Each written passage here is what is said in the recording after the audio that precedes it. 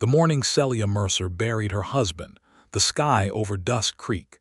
Texas was the most beautiful shade of gold she had ever seen, and she hated it for that.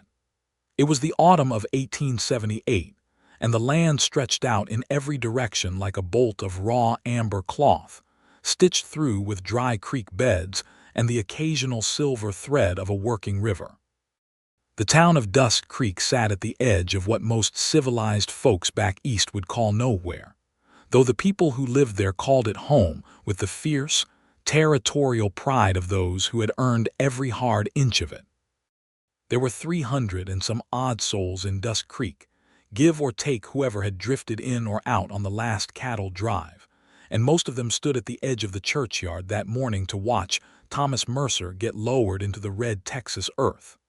Celia stood apart from the gathered crowd, close enough to be proper, far enough to be alone.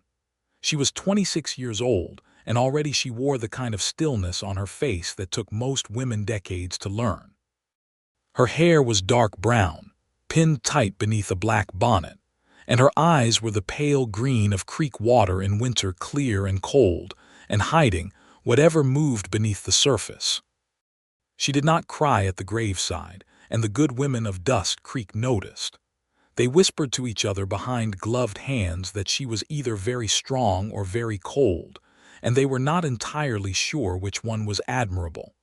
What they did not know, what Celia had told no one, was that Thomas Mercer had not been a particularly kind man. He had not been cruel in the ways that left marks, nothing that the law or the church would have recognized, but he had been a man who believed that a wife was a particular kind of property, and he had managed her accordingly. He had controlled the money, controlled the decisions, controlled the direction of every single day they shared, and Celia had endured it with the patient, gritted endurance of a woman who had been taught since girlhood that endurance was the highest feminine virtue. Now he was gone from a fever that had taken him in 4 days flat, and she was standing over his grave in the golden morning light, feeling something she was ashamed to name: relief.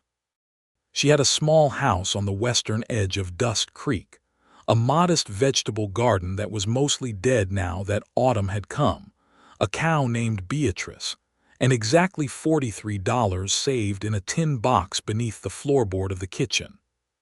She had no family within 200 miles. She had no particular skill that the town economy would reward, and she had no intention of becoming dependent on anyone ever again. She was going to be fine on her own. She had already decided it.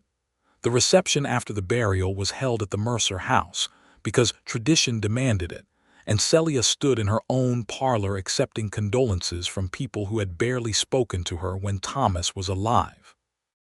Reverend Doyle said Thomas had been a pillar of the community. Sheriff Elias Holt squeezed her hand and told her the town would look after her.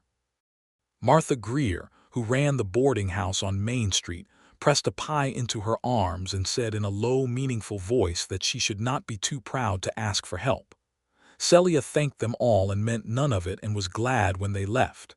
It was nearly sundown when John Bristol showed up at her door. She had not expected him. She barely knew him. He had arrived in Dust Creek about 4 months earlier, taken a room at Martha Greer's boarding house, and set up a modest operation as a farrier and general horse handler on the north end of town. He was a quiet man, the kind whose quietness you noticed before you noticed anything else about him. He was 31 years old, broad through the shoulders in the way of men who had spent their whole lives doing physical work, with dark hair that needed cutting, and a jaw that always seemed to carry 2 or 3 days' worth of shadow. His eyes were brown, the kind of deep, warm brown that made you feel, when he looked at you, that he was actually paying attention to you, which was not a feeling Celia had experienced very often in the last several years. She had exchanged perhaps a dozen words with him in 4 months. He had touched his hat to her outside the general store once. He had held a door. He had been present at the church on Sundays, sitting in the back pew, never making a production of himself. She opened the door and found him standing on her porch with his hat in his hands and a pot of something that smelled like beef stew. "Mr. Bristol," she said. "Mrs. Mercer," he said, "I am sorry for your loss. I did not have a pie to bring, but I can cook stew, and I thought you might not have eaten today." She had not, in fact, eaten anything all day. The observation was so straightforward and practical, and entirely without sentiment, that it cut through all her careful composure, in a way that none of the condolences had managed.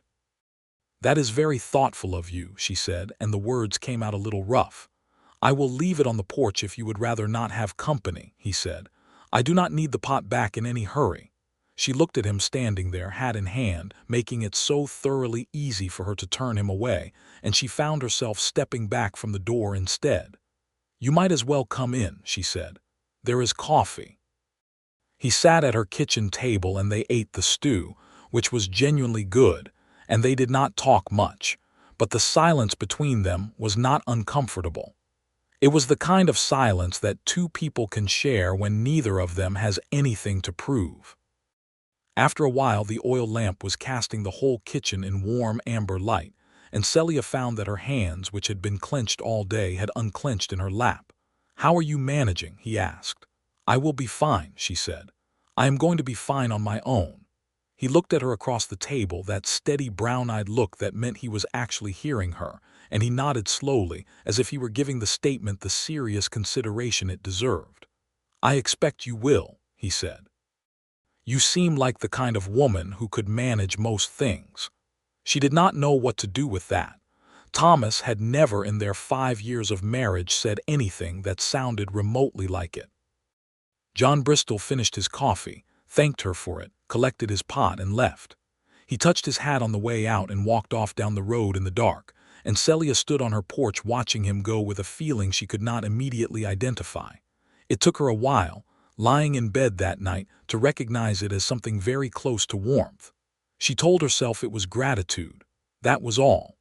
The weeks that followed were harder than she had anticipated, and she had anticipated quite a lot of hard. The $43 in the tin box was not going to last forever, and while Thomas had owned the house outright, there were taxes come spring and the cost of feed for Beatrice and simple daily survival to consider. Celia started taking in laundry, a business she set up with brisk efficiency, nailing a notice to the board outside the general store and accepting her first 3 customers within the week. It was backbreaking work, particularly as the autumn deepened toward winter and the cold made her hands ache, but it paid, and it was hers entirely, and she found a fierce and private satisfaction in every coin she earned. She also started learning things she had not been allowed to learn while Thomas was alive. She went to the bank and introduced herself to Harlan Cross, the bank manager, who treated her with the particular brand of patronizing patience that prosperous men reserved for women attempting to manage money, and she sat through it with her chin level and her voice steady, and learned everything she needed to know about the modest account Thomas had left behind. She learned to negotiate with the feed merchant. She learned that Beatrice produced better milk if you talked to her, which Celia found both absurd and true.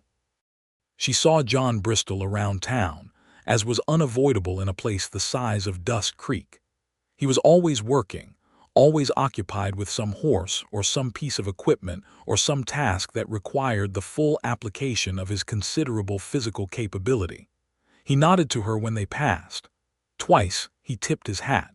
Once he asked if she was managing well, and she said yes, and meant it more than the last time she had said it.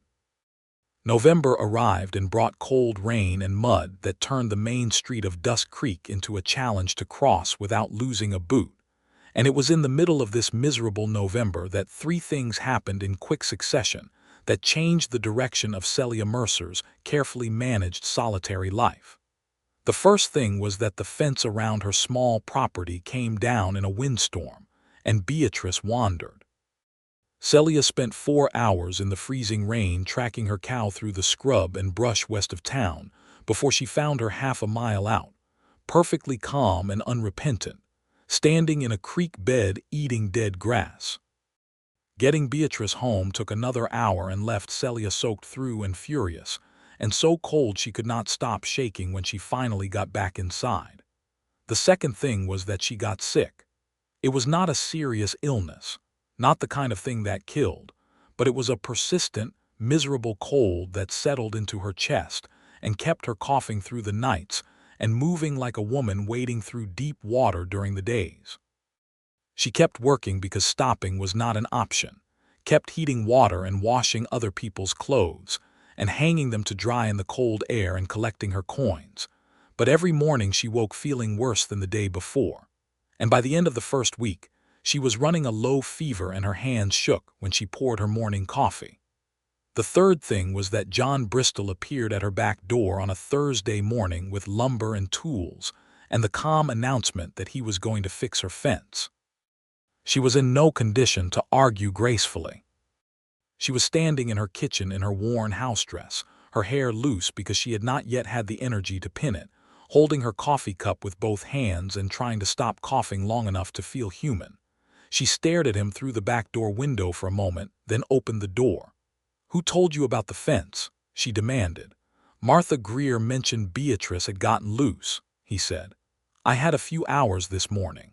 The lumber came out of what I had left over from building a stall addition." "I did not ask for your help, Mr. Bristol." "No," he agreed pleasantly. "You did not." He looked at her then, a real thorough look, and his expression changed just slightly in a way that was not pity but was close to something she could not easily name. Concern, perhaps, the genuine kind. "You are sick," he said. "I am fine," she said. "Mrs. Mercer," he said, and his voice was quiet and very careful, as if he were choosing each word with deliberate attention. "You look like you have not slept in 3 days and your hands are shaking." "I am fine alone," she said, and the words came out with more force than she intended, with the weight of every day of the last 5 years behind them. "I am perfectly fine alone."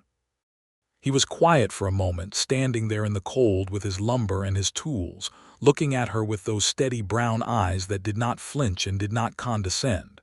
And then he said, in a voice so even and certain it felt like a hand on her shoulder, "Maybe, but I will not be." She blinked. He kept talking before she could find a response, his tone shifting back to practical. "I will fix the fence and then I will make you something hot to eat before I go back to work. And if you want me off your property after that, you only have to say so clearly and I will go. But I will not stand here knowing you are sick and alone and pretend I have somewhere better to be." Celia Mercer stood in her kitchen doorway in the freezing November morning, sick and tired and more moved than she wanted to be, and she said nothing for a long moment. The wind came through and she shuddered with it, and John Bristol did not push. He just waited. "The fence posts are rotted at the base," she finally said. "On the south side especially." "I noticed," he said. "I will address it." He fixed the fence. It took him the better part of 3 hours, working in the cold without complaint, and Celia watched him from the kitchen window between fits of coughing, while she attempted to make herself useful by doing small indoor tasks. When he came in afterward, he washed his hands at her basin and then proceeded, with a kind of calm domestic authority that should have irritated her and somehow did not, to make her a pot of soup from the vegetables in her cellar and the smoked ham she had hanging from the kitchen beam. "You do not have to do that," she said. "I know," he said. He was not performing the task. He was not making it a production or expecting her to be grateful in any particular way. He was just cooking soup, the way a person cooks soup, because there is a sick person who needs it, and the simplicity of it made something in Celia's chest ache in a way that had nothing to do with her cold. She sat at the kitchen table and watched him cook, and because she was tired and sick and her defenses were lower than usual, she said something she had not planned to say. "My husband never once cooked in this kitchen," she said. John's hands did not stop what they were doing, but she felt his attention shift toward her. "He did not believe it was a man's place," she continued, and she was not sure why she was saying it. "He had very particular ideas about what belonged to whom." "Sounds like it made things harder for you," John said, his voice neutral, not judgmental of the dead man but not falsely kind about him either. "It did," she said, "though I could not have said so then." She stopped herself. She had said more than she meant to. She looked back out the window at the newly repaired fence and cleared her throat. John set the soup in front of her without comment. He sat across the table while she ate, drinking his coffee, and the silence was again that particular comfortable kind that she was starting to associate specifically with his presence. "Why did you really come?" she asked, when she was halfway through the soup and beginning to feel like a human being again. "I told you. The fence and you being sick. People do not generally help people they barely know." He considered that. "I guess I do not figure we barely know each other," he said. "I have been watching you manage things for 3 months. I know you are stubborn. I know you are capable. I know you do not sleep as late as most because your lamp is lit before sunrise most mornings, and I know you have a kind word for everyone on this street, even the ones who do not deserve it." He paused. "And I know you have been carrying a lot of weight all by yourself for a long time." Celia set her spoon down slowly. "You cannot know that last part." "No," he said quietly, "but I suspect it." She did not respond. Outside, a cold gust rattled the window, and Beatrice was visible through the glass, standing peacefully within the newly repaired fence, unbothered by everything. John Bristol washed the pot before he left, dried it, set it on the shelf, and put his coat back on. He paused at the kitchen door. "If you need anything," he said, "I am at Martha Greer's on the north end, or I am at the stable most days until dark." "Mr. Bristol," she said. "Yes, ma'am." "Thank you," she said, "for the fence and the soup." He nodded. "Get some rest, Mrs. Mercer." He went out into the cold, and she stood at the window watching him walk away, the same as she had watched him that first evening, and the feeling in her chest was larger than it had been before and considerably harder to attribute to simple gratitude. December came to Dusk Creek like an old argument, bringing cold winds and the particular stillness of a town hunkering down for winter. The laundry business slowed with the cold, and Celia supplemented it by taking on 2 evenings a week as a bookkeeper's assistant for Harlan Cross at the bank, a position he offered with such obvious reluctance that she found it personally satisfying to be so thoroughly competent at it that he could not complain. She kept her accounts, managed her expenses, and made sure that each week she had a little more than she had started with. John Bristol came by with a reasonable excuse approximately once every 10 days. He was checking that the fence was holding. He had a question about whether she knew if a certain merchant was trustworthy. He had caught a turkey, and it was more than he could eat alone. His excuses were not terribly convincing, and they both knew it, but Celia found that she was not inclined to refuse them, and she told herself that was simply because his company was genuinely not unpleasant. By the second week of December, they had settled into a pattern where she might meet him for coffee at Martha Greer's in the mornings before he went to the stable, and he might appear at her door on evenings when neither of them had anything pressing, and they would sit and talk with a growing ease that surprised her. He was, she was discovering, very good at listening. He asked questions and then actually listened to the answers, and he remembered what she said from one conversation to the next, which was something she had not experienced enough to take for granted. She learned things about him in those evenings. He had grown up in Missouri, the second of 4 children, on a small farm that had struggled through everything the Missouri borderlands had thrown at families during and after the war years. His father had died when John was 17, and he had taken on his father's responsibilities while still a boy, and he had done it quietly and without bitterness.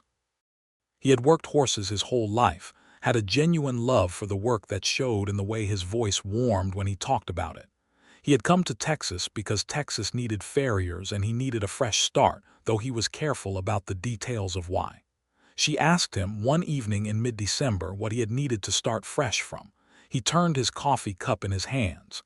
"There was a woman," he said, "up in Missouri. We were going to be married. She decided she did not want to live the life I was offering." "I am sorry," Celia said.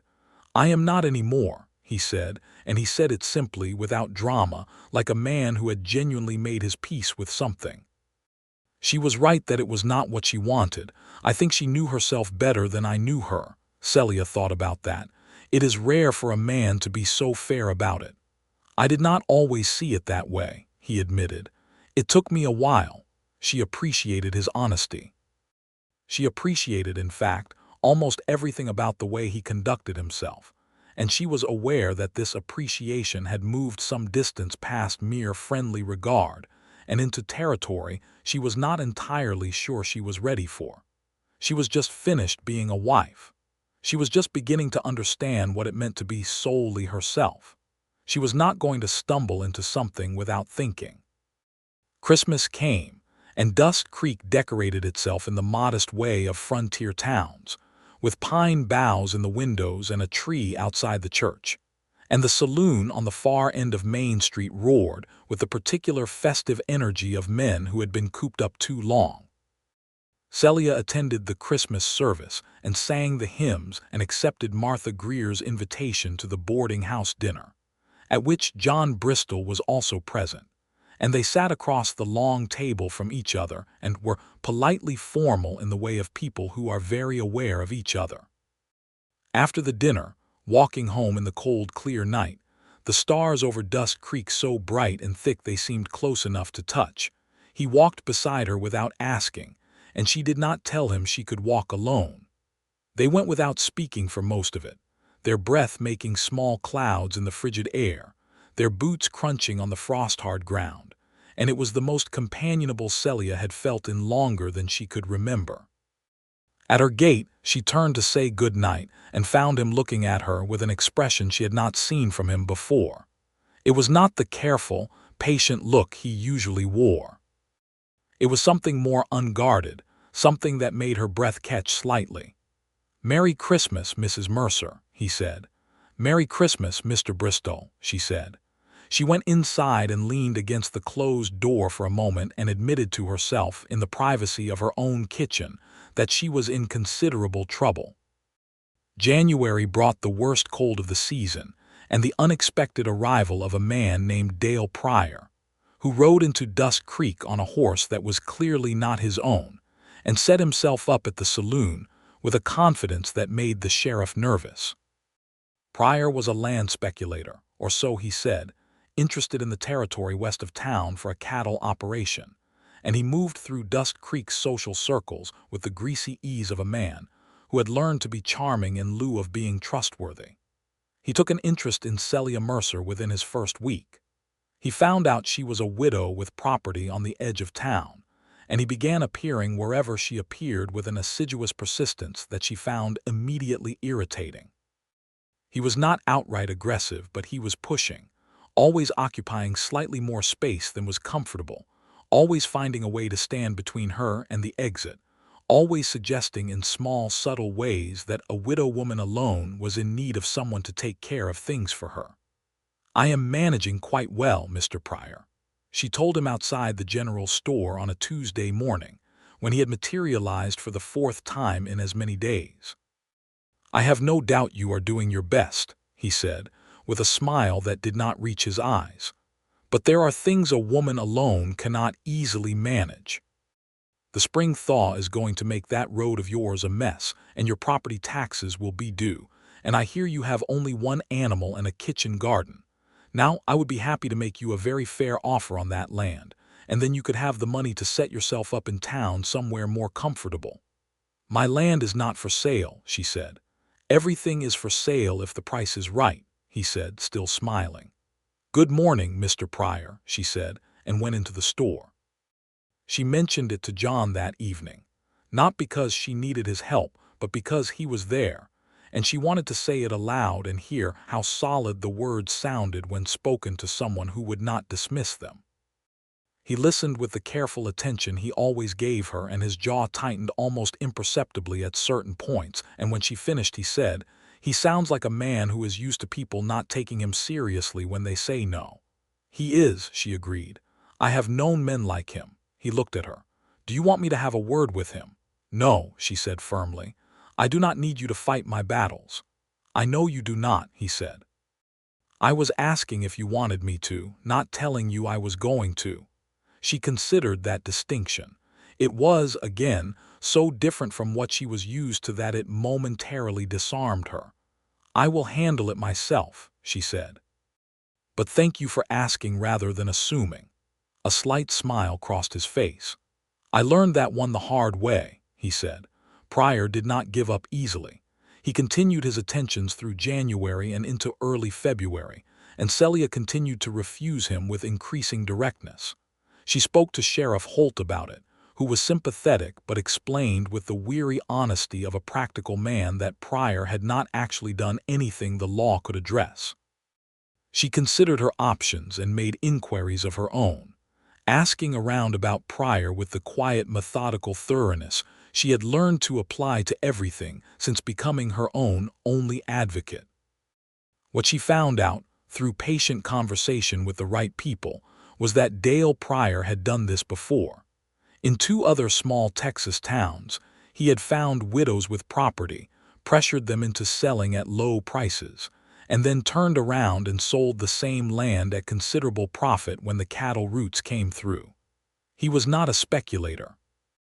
He was a predator operating in the particular way that the law of 1878 Texas made entirely possible, because there was no law saying a man could not be relentlessly unpleasant to a widow until she gave in. She told John what she had learned on a February evening when the wind was howling outside and they were sitting at her kitchen table with the lamp burning warm between them. "He is going to keep trying," she said, "because he has no reason to stop." "What do you want to do about it?" John asked. She had been thinking about that. "I want to make it publicly known what he is," she said. "I want to go to every property owner in this town and tell them exactly what I have found out so that when he tries to buy from them, they know who they are dealing with. And I want to go to the newspaper in Fort Worth if I have to." John was quiet for a moment. "That will make him angry," he said. "Men like that do not take well to being exposed." "I know," she said. "Then I would like to be present when you speak to the town," he said. "Not to speak for you, just to be there." "You would do that."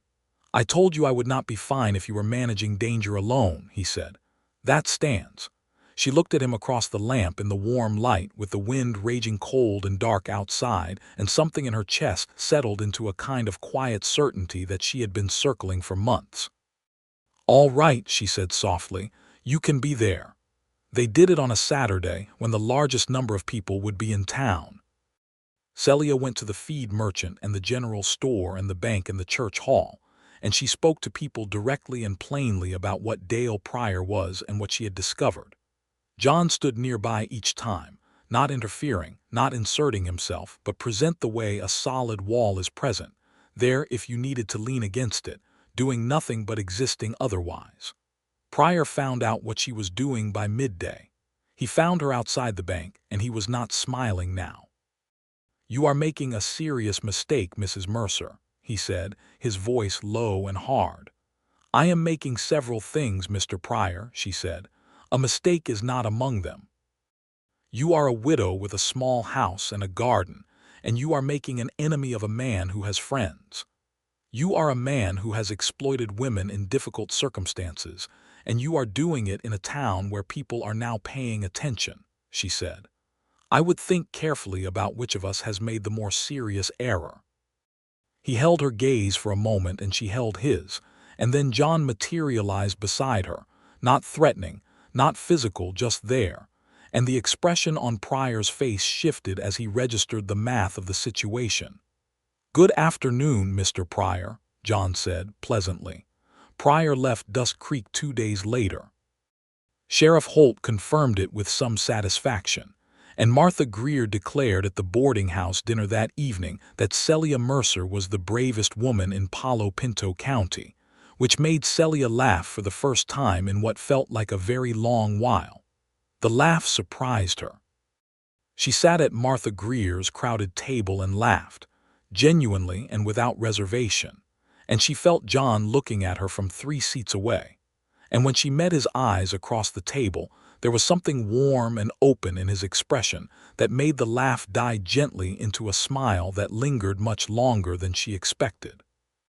February softened into the early hints of a Texas spring, and the days grew longer, and Celia's kitchen garden began its tentative first signs of life, with the crocus bulbs she had planted against hope in November.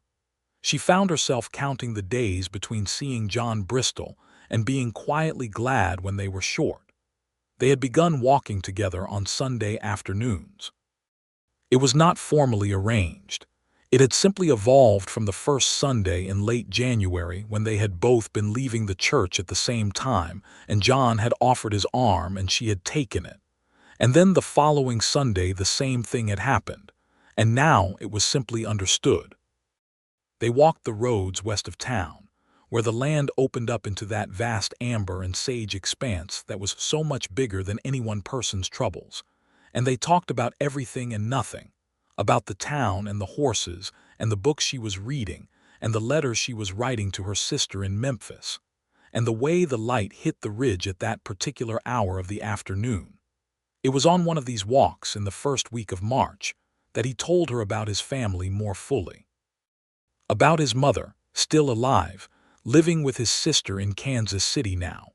About his younger brother who had gone north to work the railroads and whom he did not hear from often enough. About what the border war years had done to their county, the kind of damage that did not show up in histories because it happened to ordinary families who had no historical significance but every personal one. "Do you miss Missouri?" she asked. "I miss the people I knew there," he said. "I do not miss the feeling of the place. There is too much grief soaked into that ground." She understood that in a way she had not expected to, and she told him so, and told him briefly about her own childhood, the family farm in Virginia, her father who had been a gentle man without much of a spine, her mother who had had more spine than one body could comfortably contain, and the particular mix of those two influences that had made Celia Mercer who she was. "Your mother sounds formidable," he said. She was. She was also a woman who had no choices but the ones she made within the walls of my father's life, and she spent her energy making those as dignified as possible. She paused. "I spent a long time thinking that was the only kind of dignity available to women. And now?" He asked. She looked out at the wide Texas land, the long light of the afternoon turning everything gold. "Now I think dignity is something you build for yourself, or it is not really yours." He was quiet beside her, and when she looked at him she found that he was looking at her with such direct and unguarded warmth that it took her breath entirely. "Celia," he said. It was the first time he had used her given name. She stopped walking. He stopped too. "I have been trying," he said carefully, "to be patient. Because I think you needed time and I think that was right, and I have not wanted to be another person who does not give you room to be yourself." He paused. "But I think I would like very much to stop pretending that what I feel when I am around you is just friendly regard." Her heart was doing something completely unmanageable. "What does it feel like then?" she asked, and her voice was steadier than she felt. "Like I found the thing I did not know I was looking for," he said. "When I came to Texas." The wind moved through the sage around them, and the sky was the particular vivid blue of a Texas March afternoon, and Celia Mercer, who had decided 4 months ago that she was going to be entirely fine alone, stood on the western road out of Dusk Creek and found that she was no longer interested in being alone at all. "John," she said, and she heard her own voice say his name for the first time, and it felt like something she had been waiting to say for a long while. "Yes," he said. "You are very difficult to be sensible around," she said. He smiled at that. It was a full smile, not the careful, quiet half-smile she usually saw, and it transformed his face entirely, and she thought she would like to see it as often as possible for the foreseeable future. "I can try to be more off-putting," he offered. "Please do not," she said. He reached out and took her hand slowly, giving her every opportunity to decide otherwise, and she held onto it. And they stood there in the wide Texas afternoon, and it was the most significant moment of Celia Mercer's adult life. They walked home holding hands, and she felt the whole ordinary world of Dusk Creek go on around them. A wagon going the other direction, a dog barking in someone's yard, the distant hammer of work at the smithy, and she felt, for the first time in longer than she could count, entirely herself.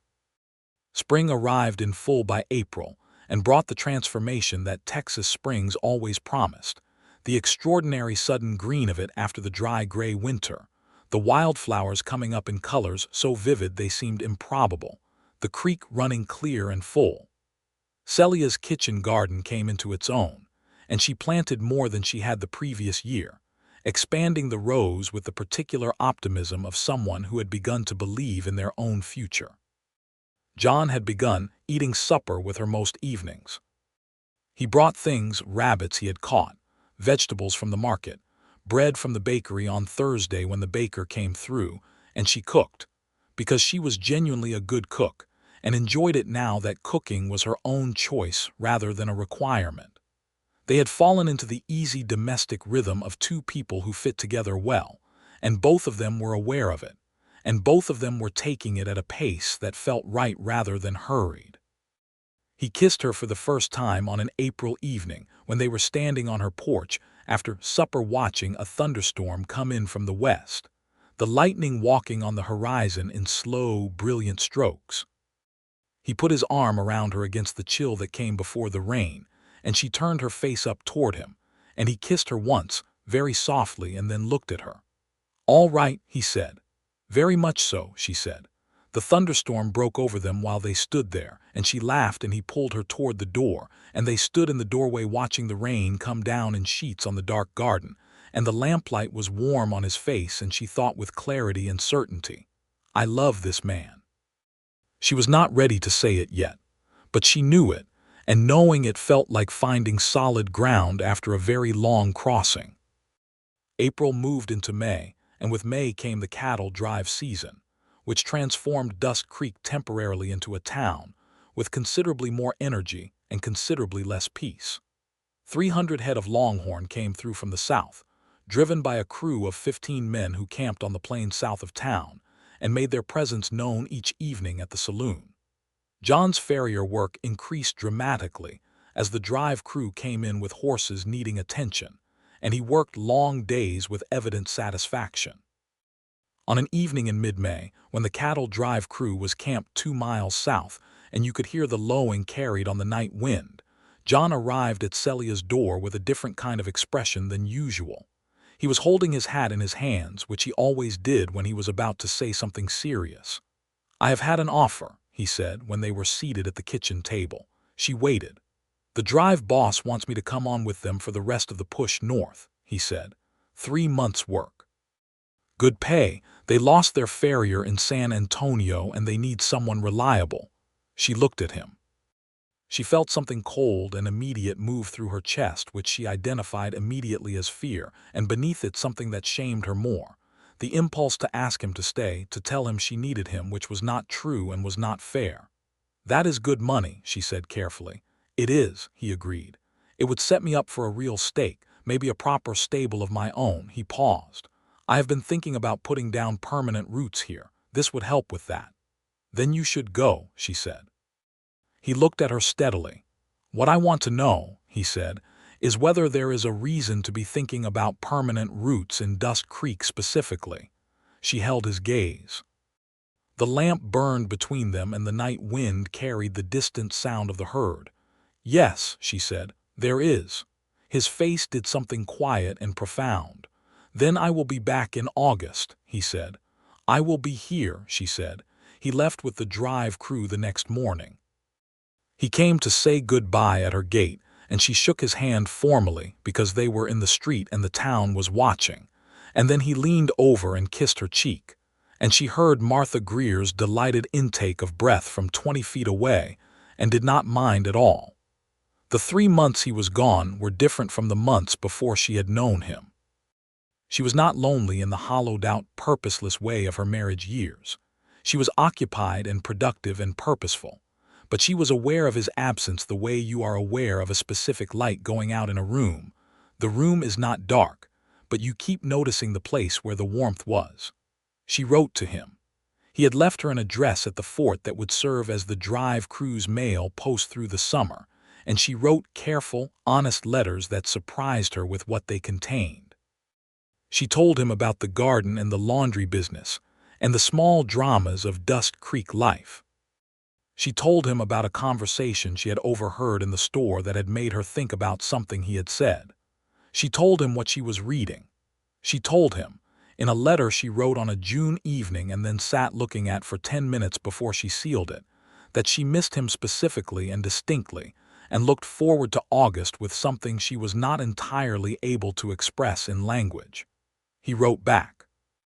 His letters were shorter than hers, but every sentence was deliberate and considered, and she read them many times. He described the country, New Mexico Territory, then Colorado, with the eye of a man who paid attention to land, and he asked questions about what she had told him in her previous letter, and then answered them thoughtfully. And he closed the last letter before his return with a single line that she kept pressed in the back of her Bible. I think of you every single day, and it is the best part of every one of them. He came back to Dust Creek on the 3rd of August, lean and sun-dark from the months on the trail, riding a horse she did not recognize, a good bay he had apparently traded for during the drive. She was at the bookkeeping job when he rode in, and she did not know he was back until she came out of the bank at noon and found him waiting on the street, hat in hand, looking at her with the particular expression of a man who has spent 3 months thinking about a moment. She crossed the street to him. She did not think about who was watching. She walked up and put her arms around him in the middle of Main Street in Dust Creek, Texas, and held on, and felt him hold on back, and the feeling of it was every good thing she had been unable to say in letters finally made physical. "You are back," she said against his shoulder. "I said I would be," he said. "I know. I am glad anyway." They stepped apart, and she saw Martha Greer on the boardwalk across the street, looking as though all her prayers had been answered simultaneously, and Celia decided to be entirely undisturbed by that. August was the sweetest month of Celia Mercer's life. John was established and steady and home, and between the money he had saved from the drive and his rebuilt farrier business, which had flourished in his absence because word of his skill had gotten around the county, he was in a position to begin seriously planning. He had his eye on a piece of land north of town, a good solid 12 acres with a creek and an existing structure that had been used as a barn, and he told her about it over supper one evening with the quiet, contained excitement of a man who was almost afraid to want something too much. It would be a proper stable, he said. 6 stalls to start, space for a paddock, room for the business to grow. It sounds exactly right, she said. He looked at her across the table. I would like to know, he said, what you think about Dust Creek, long term. She understood what he was asking. I think Dust Creek is my home, she said. I think my house is mine, and my garden is mine, and my work is mine, and I have built something here that I am not inclined to leave. She paused. But I would like to build more of it. With me, he said. With you, she agreed. He reached into the breast pocket of his coat and put something on the table between them. It was a ring, a simple gold band with a small inset turquoise stone, which he had bought from a Comanche trader in New Mexico Territory. It was not elaborate, but it was beautiful in the way that honest things are beautiful. Celia Mercer, he said, I would like to ask you, clearly and without any pressure, if you would consent to marrying me. And I want you to know that whatever your answer is, it does not change who I am to you or how I treat you. She looked at the ring, and then at the man who had fixed her fence without being asked, and made her soup when she was sick, and stood beside her against Dale Pryor without standing in front of her, and walked the roads west of town with her every Sunday afternoon, and sent her letters from Colorado that she kept in her Bible and said maybe. But I will not be. When she told him, she was fine alone. Yes, she said, John, yes. He smiled that full, open smile that she had been collecting all these months, and she smiled back, and he put the ring on her finger, and she held his hand across the table, and they stayed like that for a long, quiet moment that felt like the beginning of everything. They were married on the 22nd of September, 1879, in the Dust Creek Church, on a morning that was clear and cool with a sky so purely blue it looked like something out of a painting. Reverend Doyle performed the ceremony. Martha Greer wept happily in the second pew. The entire town came, as small towns do for weddings, And for the first time in Celia's memory, she felt genuinely celebrated rather than merely attended to. She wore a dress she had made herself from fabric she had ordered special from the merchant in Fort Worth, a deep blue-green that her sister in Memphis, who had come on the train for the wedding, said matched her eyes perfectly. Her hair was pinned with small prairie flowers. She carried a bouquet of the last wild flowers of the season, which John had gone out at dawn to gather himself. When Reverend Doyle asked if she took this man, she looked at John Bristol across the altar of that small church and said yes with everything she had. They honeymooned in the modest sense that the frontier allowed, 3 days in the hotel in Palo Pinto, the nearest town with an establishment worthy of the name, and it was in those 3 days that Celia understood fully what it meant to be with a man who believed that her happiness was something to be actively attended to, not simply assumed, not taken for granted, not managed around. It was the most astonishing discovery of her life, and she fell deeper in love with him in those 3 days than she had thought was possible. They came home to Dusk Creek on the 4th day, and the house on the western edge of town was hers and now also his, and she had worried briefly that she would feel the territory of herself compromised, but she did not. What she felt was larger than the house. It was bigger than either of them individually, the particular expansion that happens when 2 people of genuine good faith build something together. The stable followed in the spring of 1880. John bought the land north of town and spent the winter planning and the spring building, doing most of the construction himself with hired help from 2 young men in town who needed the work. Celia kept the books for the operation from the start, managing the accounts with the efficiency she had spent 2 years developing, and the stable opened in May of 1880 with 6 stalls, and a reputation already established from John's years of work in town. She kept the laundry business going through that first winter, because the money was useful, and the independence of it was still important to her. But by spring, she had enough bookkeeping work between the stable and Harlan Cross's bank operation that she was able to let the laundry go without it feeling like a loss. She let it go with some ceremony, telling her last 3 customers with a certain satisfaction that her schedule had expanded in other directions. On an October morning of 1880, she told John over breakfast that she was expecting. He went very still for a moment.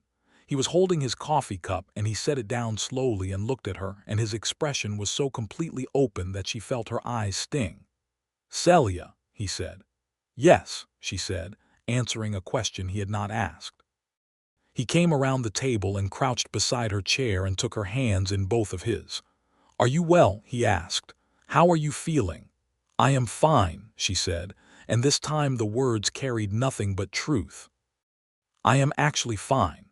He put his forehead against her hands for a moment, and when he looked up his eyes were bright. "I did not know I wanted this as much as I apparently do," he said. "Neither did I," she admitted. "The pregnancy was not easy. She was sick through the first months, and the winters of West Texas were not designed for comfort, but she was healthy and John was, if anything, more steadfastly present and less overprotective than she had feared, which she appreciated enormously. He was attentive in practical ways, making sure she had enough rest, managing the physical tasks around the house she could no longer do easily, appearing with food at regular intervals. He did not treat her as though she had become fragile. He treated her as though she remained entirely herself and had simply added a significant circumstance. Their son, Thomas James Bristol, was born on the 14th of June, 1881, delivered by the town's doctor and Martha Greer, who had appointed herself assistant and could not be argued out of it. He came into the world red-faced and furious and entirely healthy, and Celia held him in the afternoon light of the bedroom and felt something she did not have the language for, something too enormous and specific for any word she owned. John sat on the edge of the bed and looked at his son, and she watched his face as he took it in. He reached out with one finger and the baby wrapped his tiny hand around it without thinking, the way new babies do, and John's expression cracked open completely, just for a moment, just for her to see. "Hello," he said to his son, quietly. "I have been waiting for you." She had to look away because she could not hold the feeling of the moment without losing herself in it entirely. They named him Thomas for Celia's intention to honor, not the man who had borne the name before, but the idea of it carrying something forward, making it new. They named him James for John's father. He was, from his first day, the absolute center of their world without displacing either of them from the center of each other's. Dusk Creek grew in those years. The cattle routes were shifting north of town, and the railroad was talking about extending a spur through the county, and both prospects brought new settlers and new commerce and new problems. John's stable expanded to 12 stalls by the summer of 1882, and Celia's work managing the accounts had grown to a small but serious business operation, managing the books for 4 separate Dusk Creek enterprises in addition to the stable. They had disagreements, as real people do. She was still powerfully independent and occasionally too proud to ask for help even when she needed it, and he was still sometimes too reserved when he should have said something directly. They worked through it with the same basic method that worked for everything: honesty and the willingness to sit with discomfort until it became understanding. They never went to bed with serious things unsaid. That was the only rule they both kept absolutely. In the spring of 1883, when Thomas was almost 2 and toddling around the stable yard with the single-minded determination of a small person who believes he is much larger, Celia discovered she was expecting again. She told John on a Sunday afternoon on their walk, which they still took every week years into their marriage because some good habits are worth keeping. "Again," she said. He stopped walking and looked at her with that expression she loved, the open, present one. "Again," he agreed, smiling. "You are happy," she said. "I am always happy," he said. "That is an overstatement," she said affectionately, because John Bristol was not always happy. He was a man of moods and quiet periods and occasional dark days that she had learned to recognize and sit alongside without trying to fix. But he was, in the deepest structural sense, a man who had found what he wanted and knew it every single day. "I'm always happy in the things that count," he amended. Their daughter, Clara Ruth Bristol, arrived in November of 1883, a month early and anxious about it, but healthy by December and opinionated about most things from the first weeks. She had Celia's pale green eyes and John's dark hair, and both their stubbornness in a combination that promised an interesting future. John held Clara on her first evening and looked at her with the same cracked-open tenderness he had given Thomas. And Thomas, who was 2 years and 4 months old and had not yet decided how he felt about being displaced, stood beside his father and poked at his sister's blanket with considerable suspicion. "This is your sister," Celia told Thomas. "She is very small," he said. "You are very small," John said. "I am not small now," Thomas said firmly. "No," John agreed. "You are not." Thomas seemed satisfied with this resolution and eventually allowed Clara to be interesting rather than threatening, a process that took approximately 3 weeks and resulted in a devotion that Celia found almost unbearably sweet.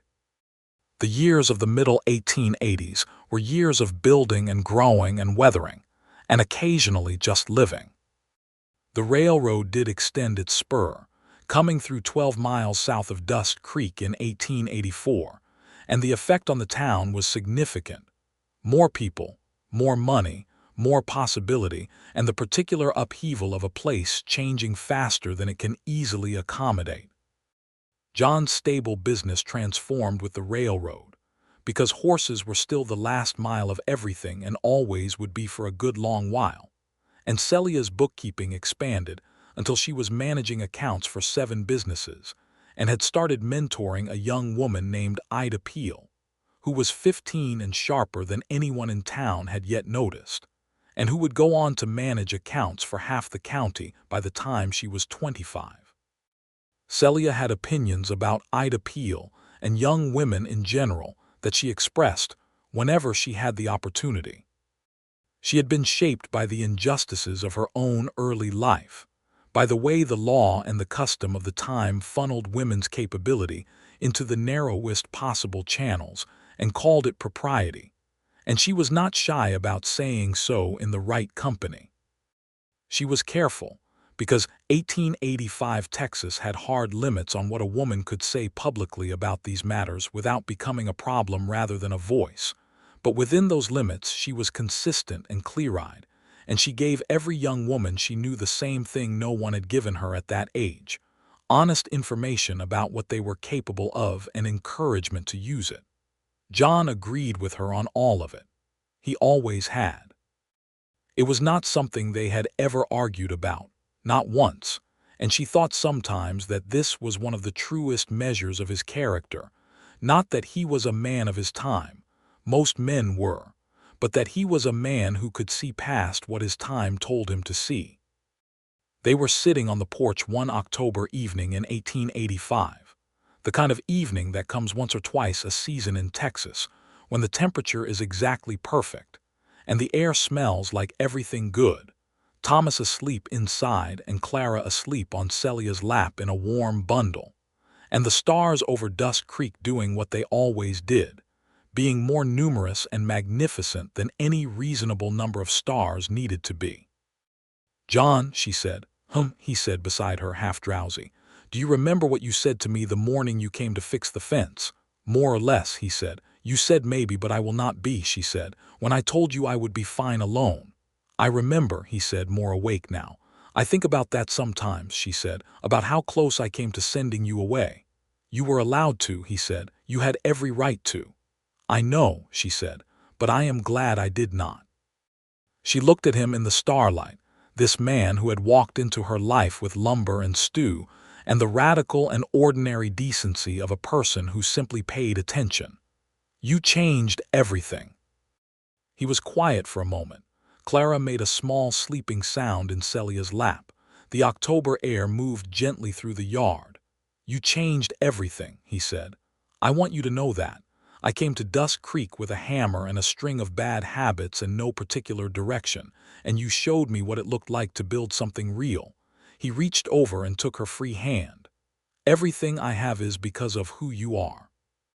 She held his hand and looked at the stars and felt the weight of her sleeping daughter, and knew that in the morning Thomas would be up at dawn, already curious and loud, and the stable needed 3 new fence posts, and there was a stack of account books waiting on her desk, and John had a horse to shoe, and Ida Peel was coming Thursday to go over the quarterly numbers, and there was life everywhere she looked, big and real and entirely hers.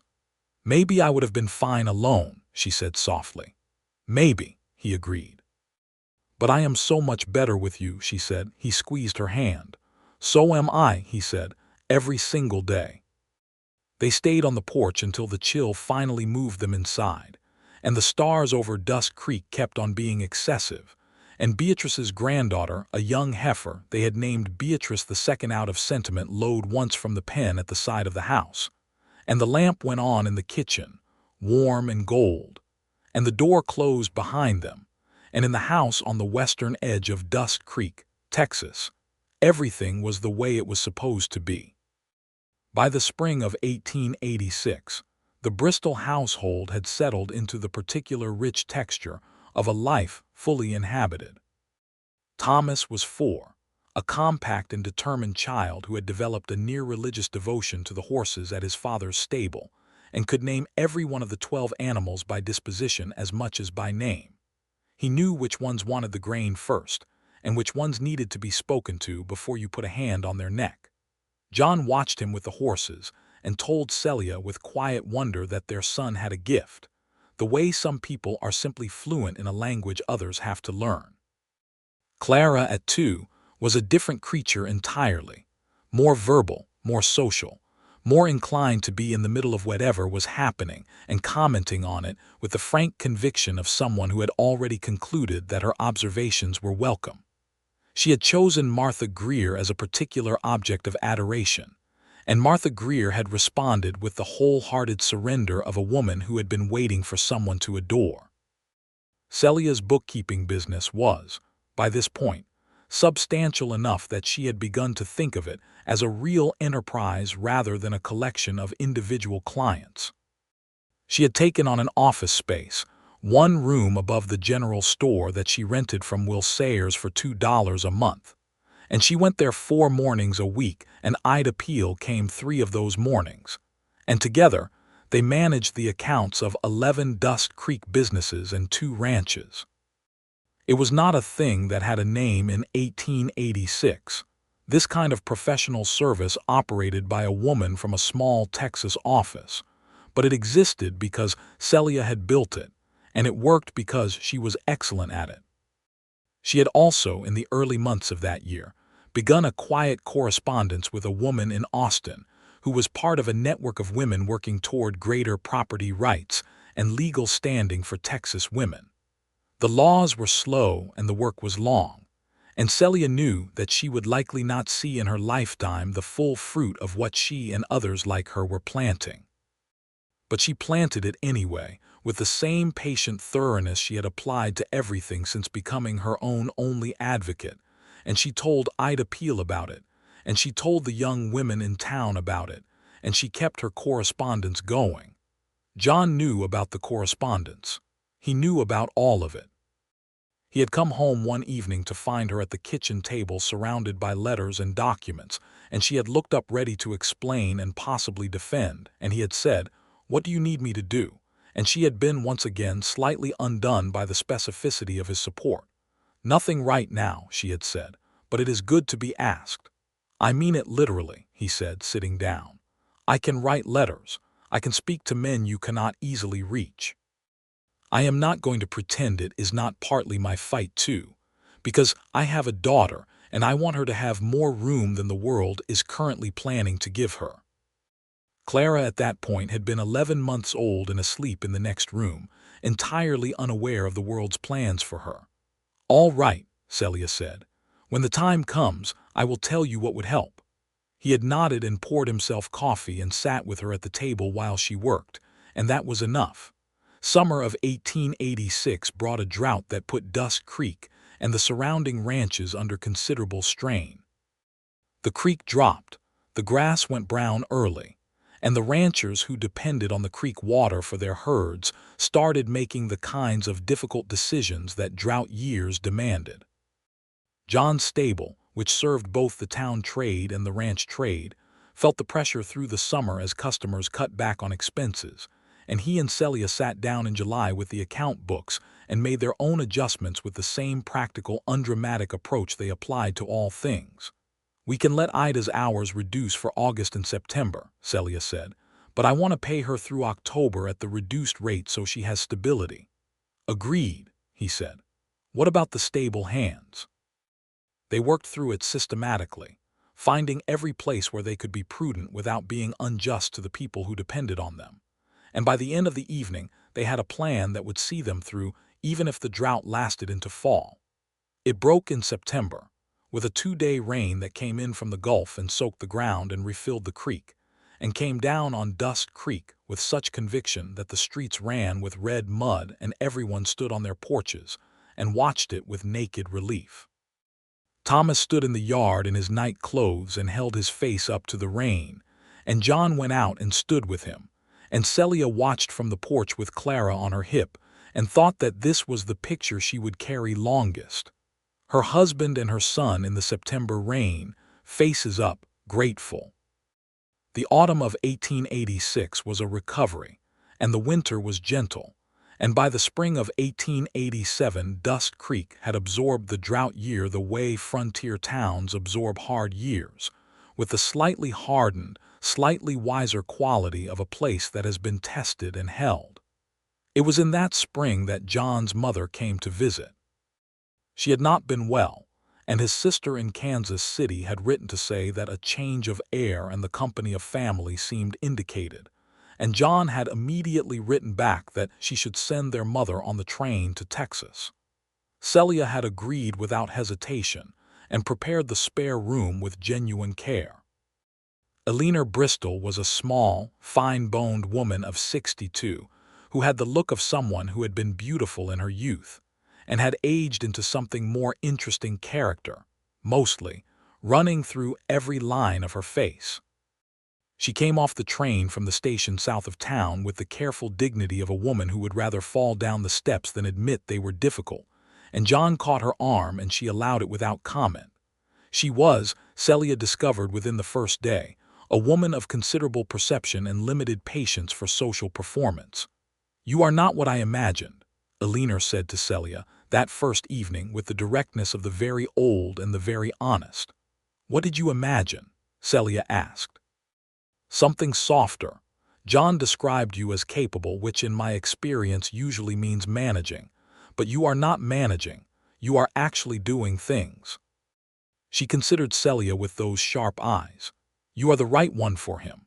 "I know," Celia said, and Eleanor laughed, and from that moment they got along very well. Eleanor spent 6 weeks in Dusk Creek. She was good with the children in the specific way of grandmothers who have earned their opinions and apply them to child-rearing without embarrassment. Thomas adored her immediately. Clara climbed into her lap on the second day and stayed there for significant portions of the following weeks. Eleanor told them stories about Missouri and about John as a boy, and Celia collected everyone. "He was a quiet child," Eleanor said one evening when they were sitting together on the porch while John put the children to bed and the summer dusk settled warm around them. "People thought shy, but it was not shy. He was listening. He was always listening. He did not speak until he had something to say, and then what he said was worth hearing." She looked at Celia. "I worried that he would never find someone who understood the difference. That he would find someone who needed him to perform his feelings, and he would try to do that and lose himself in the trying." "He does not perform anything," Celia said. "No," Eleanor agreed. "He never has." Eleanor went back to Kansas City in July, in good health and clearly pleased with what she had seen, and John watched the train carry her away with the particular expression of a man who loves his mother and knows distance, and accepts it as part of the cost of being where he is supposed to be. He and Celia had begun something in those years that they did not have a name for, but that both of them felt clearly: a steadiness. Not the flat calm of people who had stopped feeling, but the deeper steadiness of people who had felt everything and were still here, still choosing each other, still finding things to say on Sunday walks and things to laugh at over supper, and things to work through in the honest, specific way they had always worked through things. In the autumn of 1887, Thomas started at the school that had been established in the church hall. He went with the seriousness of a child who had been surrounded by adults his whole life, and considered this new environment mildly beneath his capacities, though he adapted quickly, particularly when the schoolteacher, a young man from Dallas named Samuel Hale, turned out to know quite a lot about horses and was willing to discuss it. Clara would not start school for 3 more years, and she spent this particular autumn following Celia around the office and making observations about the account books that were surprisingly astute for a 4-year-old, mostly along the lines of "that number is too big," and "this one does not match the other one," which were, Celia noted, not wrong. "She is going to do something in numbers," John said. "She is going to do something in everything," Celia said.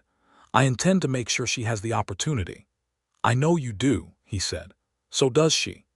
In the spring of 1888, John told Celia that he had been approached by a man named Gideon Walsh, a rancher with a large operation 30 miles east, who wanted John to come on as the manager of his horse breeding program.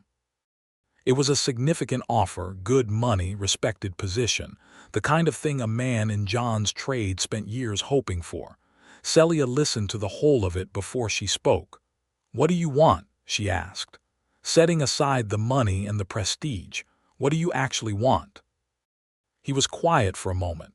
"I want the stable," he said. "My stable, what we built, I want to keep building it." "Then that is your answer," she said. He looked at her. "It means we are not going to be wealthy, not in any impressive way." "I am not interested in being wealthy in any impressive way," she said. "I am interested in being exactly where I am." He said no to Gideon Walsh and expanded the stable instead, adding 4 new stalls and a proper breaking pen. And by the end of 1888, Bristol's stable was the most respected horse operation in the county, and John had a waiting list for his services that stretched 3 months out. In the early months of 1889, Dusk Creek got a proper newspaper. The Dusk Creek Courier began publication in February, run by a man named Arthur Finn, a compact, earnest young man of 28 who had come from journalism back east with ideas about independent frontier reporting that were somewhat at odds with the prevailing social arrangements. Celia read the first issue with considerable attention and appeared at Arthur Finn's office the following Monday morning. She told him she wanted to contribute.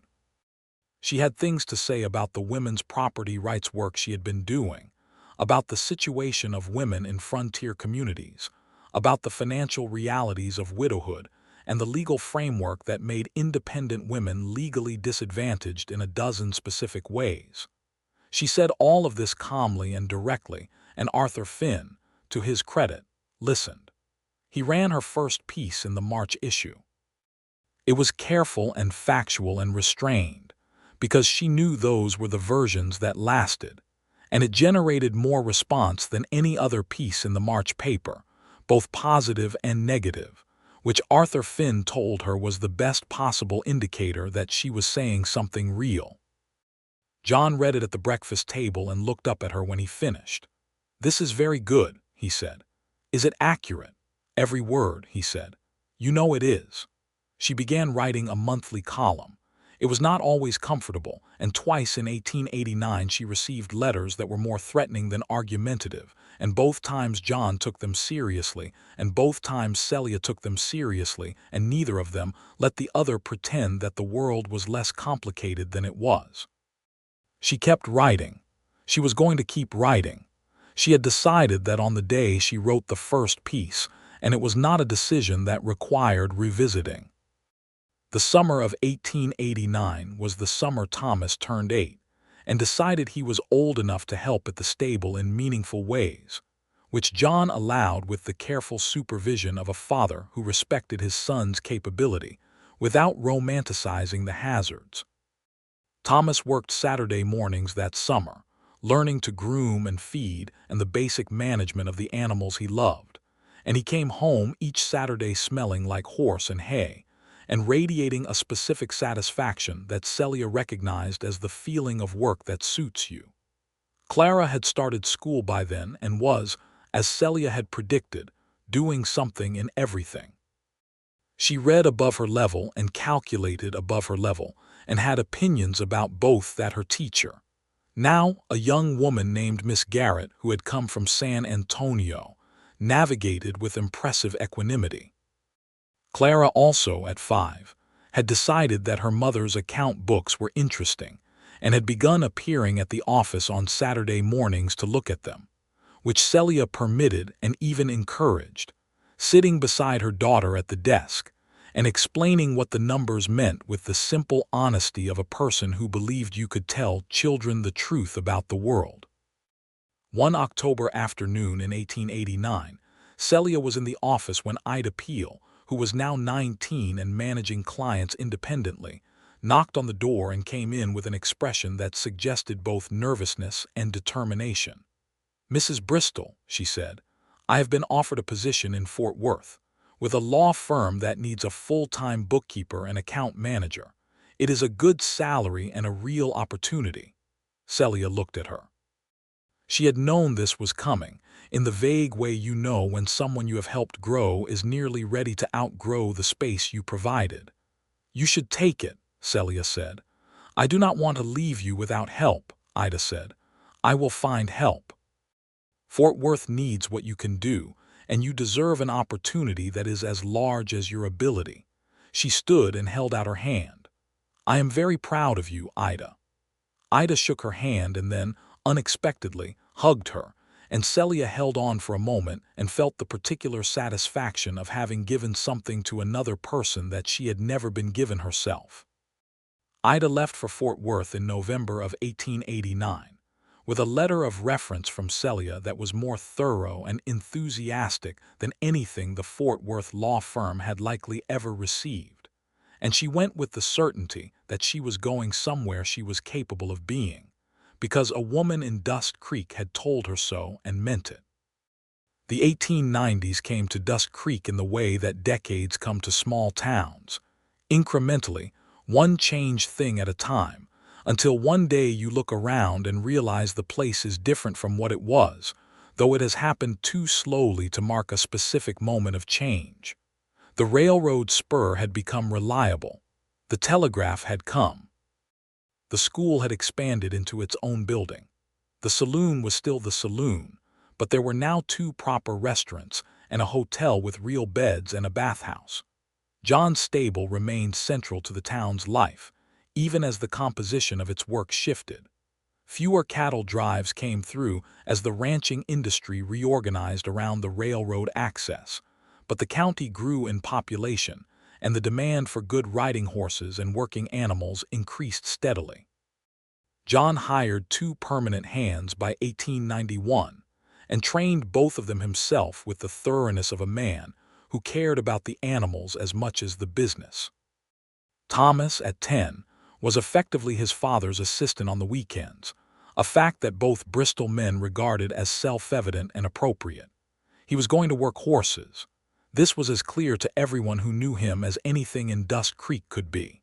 Clara, at 8, was going to do something else. What exactly was still being negotiated between Clara's considerable interests and the world's somewhat limited imagination of what 8-year-old girls became? But Celia had views on this matter, expressed regularly, and Clara had inherited both her parents' stubbornness in full measure, which suggested the world would eventually have to accommodate itself. In the spring of 1892, Celia received a letter from the women's organization in Austin inviting her to speak at a gathering in May. It was the first time she had been asked to address an audience beyond Dust Creek, and she sat with the invitation for 2 days before she told John. "Go," he said immediately. "It is 5 days," she said, "the train and the event and the train back." "I know how long 5 days is," he said. "Go. The children have a father," he said. She looked at him. "You would manage. We would manage," he said, mildly correcting her. "All 3 of us would manage. And you would go to Austin and say the things you have been saying for 7 years to a room full of people who need to hear them." He tilted his head slightly. "Unless you would rather not." "I want to go very much," she admitted. "Then go," he said. "That is the whole of my position." She went to Austin in May of 1892 on the southbound train, with her notes in a valise, an address she had made specifically for the occasion, and the distinct feeling of a person stepping through a door they have been standing at for a long time. She spoke to 40 women in a rented hall in Austin on a warm May afternoon, and she said the things she had been saying for years, and the room was very quiet while she said them, which was the best kind of audience. Afterward, 3 women she had not met before that day came to speak with her about the correspondence network and the property rights work, and she spent an evening in a hotel room in Austin writing down names and ideas with the focused intensity of someone who has been given more than they came for. She came home on the Saturday train. John was at the station with the children, and Thomas was holding a hand-painted sign that said "Welcome Home, Mama" in letters that were enthusiastic if not entirely consistent, and Clara was holding a fistful of wildflowers she had gathered from the roadside, and John was simply there, watching her come down the steps of the train car with his patient and entirely characteristic expression of a man who is exactly where he wants to be. She hugged her children, and then she looked at her husband over their heads, and he smiled at her, that full open smile that she had never once stopped collecting, and she thought, "We are going to be all right. We are more than all right. We are the kind of thing that happens when 2 people do this honestly, and I would not trade a single day of it." "How was it?" he asked, when the children had been settled into the wagon and the horse was heading home toward Dust Creek. "It was exactly what I hoped," she said. "And more than that. Tell me everything," he said, and she did. The years moved through the 1890s with the particular texture of a life that has found its shape. There were good years and harder years, the way there always are. There were winters that tested them and summers that rewarded them. There was the year Thomas was 12 and broke his arm falling from a horse, and the 2 weeks it took before they were sure the bone had set properly, during which Celia discovered that the anxiety of being a mother was something you did not get used to. You only got better at carrying it. There was the year Clara was 10 and won the county arithmetic competition in Palo Pinto, and came home with a blue ribbon and a conviction that she was capable of whatever she put her mind to, which had already been her conviction but was now officially certified. There was the evening in 1894 when John came in from the stable with a different quality of quiet than usual, and Celia sat across the table from him and asked what was on his mind. "I have been thinking," he said, "about my father, about how much of his life went to the farm that was not his nature. He was not a farmer. He was good at it because he had to be, but it was not where his life was." He looked at his hands. "I think about how lucky I am that I get to do the thing that is actually mine." "You made that luck," she said. "We made it," he said. She reached across the table and held his hand, and they sat in the kitchen of the house that had been first hers and then theirs, in the town they had both arrived at as something less than what they became, and the lamp burned between them, and outside the window the Texas evening was doing what Texas evenings did, being enormous and beautiful and entirely indifferent to whether anyone was watching. "John," she said. "Yes." "I love you," she said. "I want you to know that I say that with full knowledge of what it means. Not as something habitual, as something I choose." He looked at her with those brown eyes that she had been reading for 15 years and still found worth looking into. "I know," he said, "and the same." In the late spring of 1897, Dust Creek held a town celebration for the 25th anniversary of its founding, which was possibly an optimistic interpretation of when exactly the town had existed in any organized sense, but no one was inclined to argue with the occasion for a party. There were games and music and food and speeches, and John was asked to say a few words as a long-time established business owner, and he stood up in the afternoon light and thanked the town for the years, and said that some places become home because you are born there, and some places become home because you are made there, and Dust Creek had made him.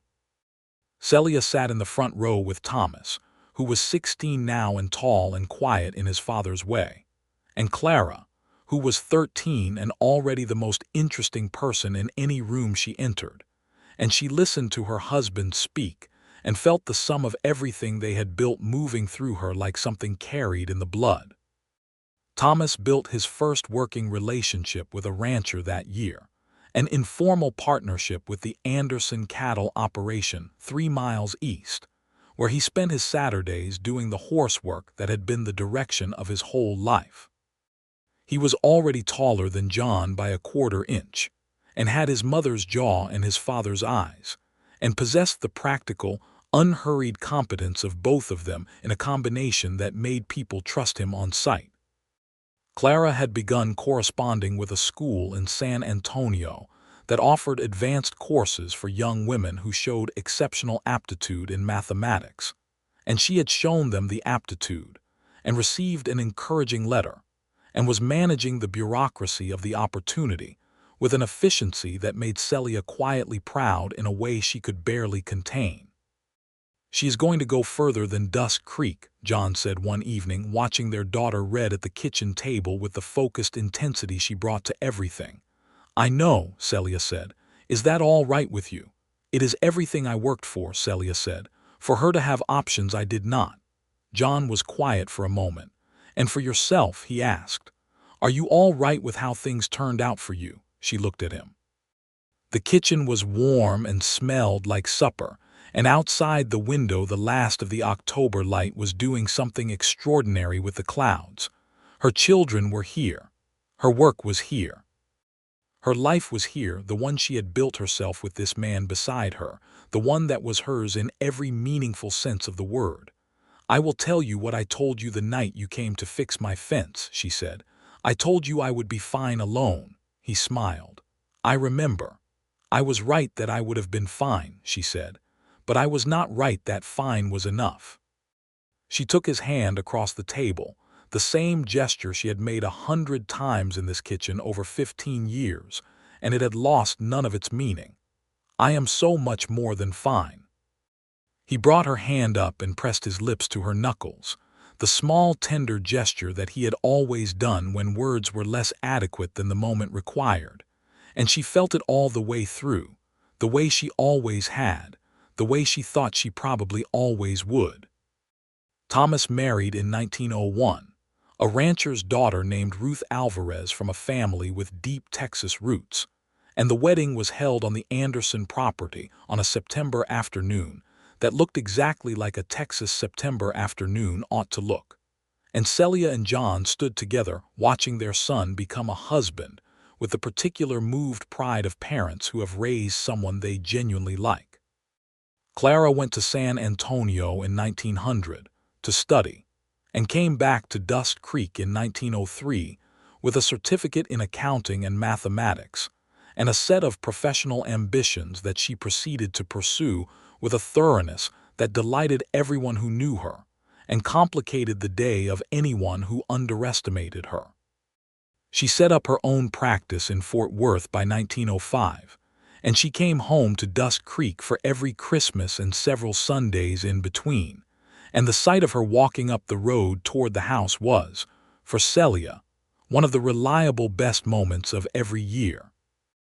John Bristol turned 60 in 1908, and Thomas threw a party at the stable, and half of Dust Creek came, because John Bristol had shod or bred or trained the horse of half of Dust Creek at some point in 30 years, and the feeling in that stable yard on that autumn afternoon was of a community expressing genuine regard for a man who had been genuinely good at what he did, and genuinely good to the people around him.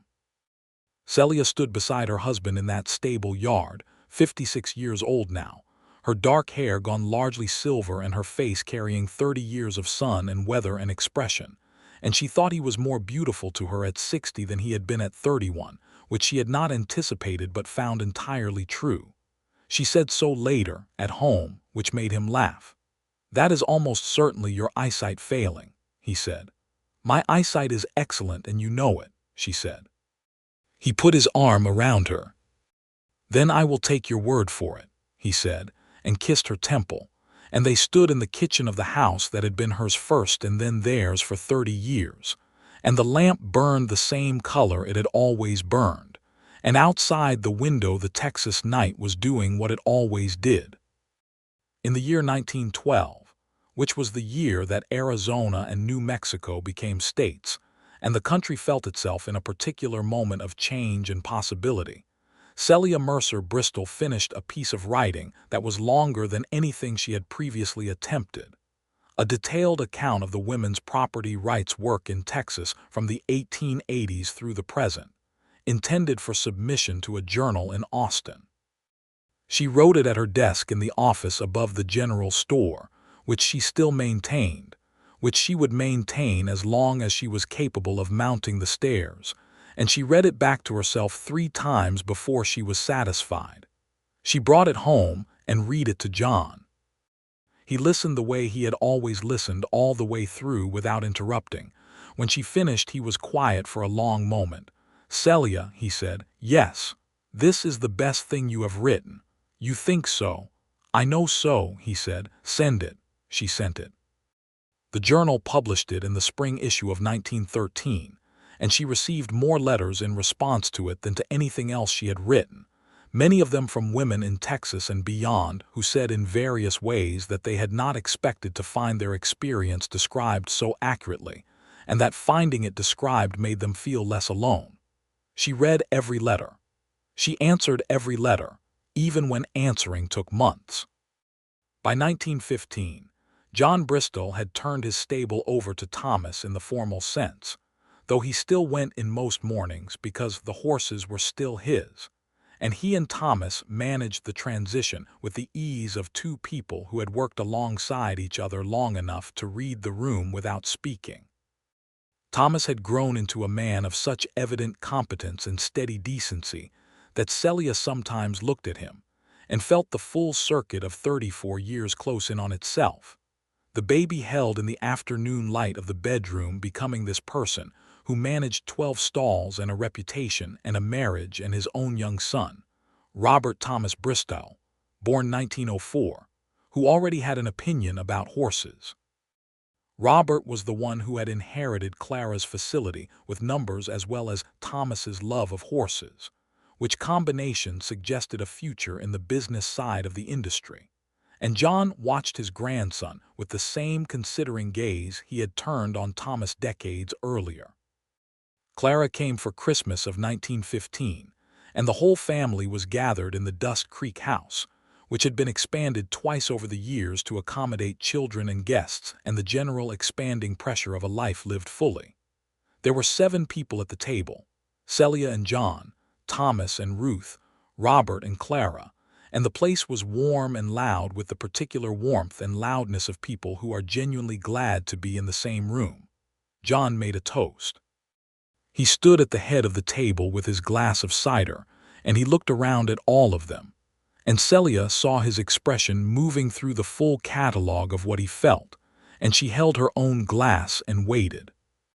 "I am grateful," he said simply, "for every single one of you, for this town and this life and this house." He looked at Celia.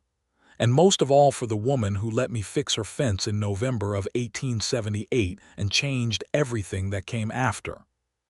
There was a warmth and a laugh and the clinking of glasses, and Celia met his eyes across the table and said without words what she had been saying to him for 36 years, every word of it true and all of it chosen, and none of it something she would go back and do differently. Not one single day. After dinner, when the children were settled and the house had gone quiet with the particular calm of a Christmas evening fully spent, Celia and John went out to the porch. The night was cold and clear, the stars over Dust Creek as excessive and magnificent as they had always been, and they stood side by side the way they had stood on porches for 3.5 decades, close enough that she could feel the warmth of him in the cold air. "John," she said. "Yes," he said. "Do you remember the first night you came here, with the pot of stew?" "I remember," he said. "You looked at me like you were trying to decide whether to trust me." "I was," she said. "I know," he said. "I figured you had good reasons to be careful about that." "I did," she said. "I still think I was right to be." "Absolutely right," he agreed. She leaned against him into the familiar solid warmth of him, and he put his arm around her, and they stood in the cold and looked at the stars and at the town that had been the ground of their whole life together, the houses with their lit windows, the stable at the north end where their son's son would learn horses the same way Thomas had learned them, the road west that they had walked every Sunday for years. "I was going to be fine alone," she said quietly. "I genuinely was." "I know," he said. "I never doubted it." "But you came anyway," she said. "But I came anyway," he said, "because you being fine was not the same as me being fine." She smiled into the dark. 36 years of marriage, and the original thing was still the truest thing. He had not come because she needed him. He had come because he could not imagine standing in that cold morning knowing what he knew about her and walking away. He had come because of himself, not because of her insufficiency, and that had made all the difference between being helped and being completed. She had told him she would be fine alone, and he had said maybe, "But I will not be." And he had been right, and she had let him be right, and from that single moment of letting, everything else had come. The stars over Dust Creek were unreasonable in their brightness. The air smelled like cedar and cold, and the distant particular smell of horses that had never entirely left the Bristol household for as long as either of them could remember. John's arm was around her and her hand was over his, and her ring, the turquoise and gold one he had bought from a Comanche trader in New Mexico territory in the summer of 1879, caught the faint starlight. "Let us go in," she said. "It is cold." "In a minute," he said. She leaned back into him and let the minute pass, because there would be warmth inside and there always had been, and because some things were worth standing still in the cold for, and because she was exactly where she was supposed to be, which was a feeling she intended to keep feeling for every day that remained to her.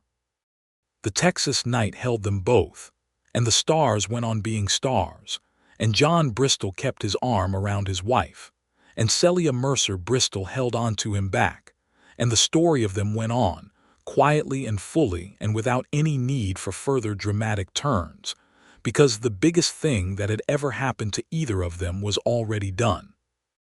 They had found each other on the western edge of a small Texas town in the autumn of 1878, and they had chosen each other over and over every single day since. And that, in the end, was the whole of it. That was all it ever needed to be.